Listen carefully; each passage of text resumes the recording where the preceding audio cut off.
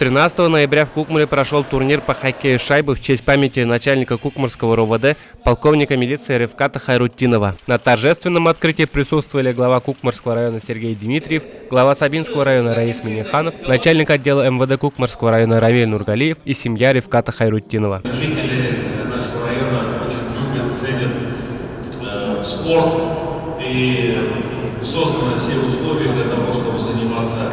В игре приняли участие команда Кукмарского, Сабинского и Менделеевского района. Ревкат Хайрутдинов посвятил службе в органах 27 лет.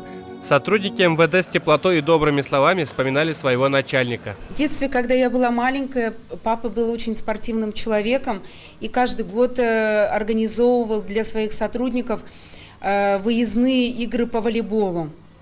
И сам был спортивным. Начальник милиции, он очень справедливый был. Он не любил, все сам делал.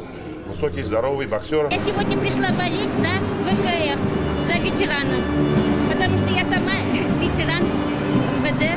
Во время игры было много опасных моментов, красивых голов и доставило зрителям массу приятных эмоций.